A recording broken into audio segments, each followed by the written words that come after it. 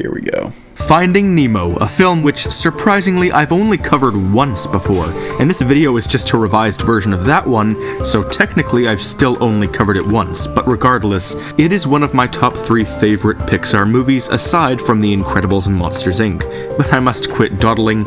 Here's my analysis of this movie's symbolism, which you may or may not have seen. Hello, I'm the Theorizer, and today I'll be doing something a little bit different from both my original theory and my other usual theories. I am going to be identifying a ton of this movie's symbolism, and how I think it ties into Marlin and his adventure. A ton of people have seen my older theory, but the problem with it was that I was way too literal. If you watch it, you'll see what I mean. So this video is being made to refine the older one and hopefully warrant significantly less dislikes. First of all, I want to analyze the scene where it all went down, the moment when Coral was gruesomely eaten by a barracuda. Who were the parties involved? We have Coral, Marlin, Barry the Cuda, and the Eggos. As we see later in the movie, Marlin meets a fish named Dory, whose backstory we get in the sequel. He goes on an adventure with her, which ultimately saves him from his fears of what happened to Coral. Something I don't think many actually noticed was that the anemone Marlin lived in with Coral is completely different than the one he lived in later. This one is buried way down at the bottom of the reef, out of sight from barracudas. It's because of his fear of the open sea. But anyways, notice how Marlin names his son Nemo. Throughout the rest of the film, he is out to save him, almost like he's going out to save the family that died. He named his son Nemo as this one son represents the entire majority of his kids. Coral only named one of them Nemo, but to Marlin, the only son left, Nemo, represented the majority. But that's just a tiny point. The big symbolism comes in when we first meet Dory. She's an outgoing, hyperactive, overly optimistic blue tang, and she is exactly the opposite of Marlin.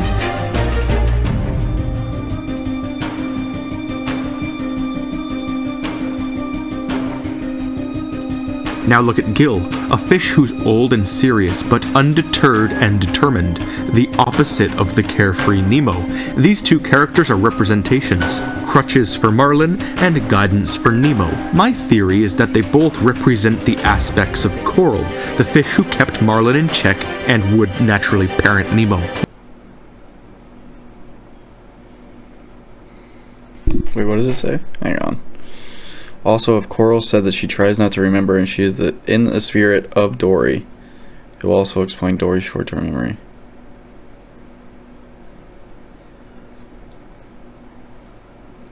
Now, don't get me wrong, Coral is not actually Dory or Gill. Their characters just symbolize what Coral would be doing had she still been alive. And this only applies to the first movie, as it's the only one that revolves around Marlin's anxiety. But now I will prove that bits of Coral's character can indeed be found in these two. Let's look at Dory first. Her and Marlin's relationship is undoubtedly bizarre, but it's tragic. She has her little song where she says to just keep swimming, which her parents taught her. She learned it so that she wouldn't need to worry about her troubles, about her short-term memory loss. It's a coping mechanism. When Dory uses it in Finding Nemo, we also see it as a coping mechanism. Marlin's quest ultimately saves him from his despairing sorrow, and Dory's song helps him along the way. It tells him to keep moving on. If this doesn't convince you of the obvious symbolism, then just look at the whale scene. She says it's time to let go, everything will be alright. She's obviously talking about letting go of the whale tongue, but we as the audience know way better. This is obviously the writers referencing to how Marlin needs to let go of the past. Marlin asks Dory how she knows that something bad won't happen, and she says she doesn't, and then he takes the leap of faith. At this moment right here, Marlin's whole perspective on life changes because of Dory. When they blast out of the whale, Marlin is energetic and hyper, a changed person, kind of like how he was back when he had Coral. In the beginning of the movie, Marlin tells Nemo's egg, there, everything will be alright. And later in the film, when Marlin is sad, Dory swims up to him and says, there, everything will be alright. Not once, but twice. In his mind, Dory is the free spirit that he once was. And all of this is not literal, it's all just symbolic. Dory is not actually Coral. Even though Dory says when she's around Marlin she remembers things and she feels like she's home, she is not Coral. Finding Dory fully goes against this. Now there's also the possibility that the creators didn't plan on a sequel, but it doesn't matter. It's too late, and so, it's all symbolic. Dory telling Marlin to take a leap of faith is so that they can blast out of the blowhole, yes, but in the grand scheme of everything, this is the creators telling us it represents Marlin's whole past, the tragedy. As far as Gill and Nemo go, there's a clear level of mentorship Marlin could never accomplish. Gill wants to explore and swim freely, as opposed to Marlin, who stays at home. Gill is extremely serious, and explains he got his scar from an escape attempt where he landed on dental tools. I don't think so. What kind of dental tools can do damage like that? And notice how Gill sort of just glosses over it.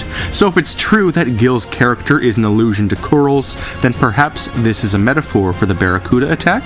Very doubtful, but what I find bizarre is that the creators originally planned for Gill to lie about his past, sort of like a villain.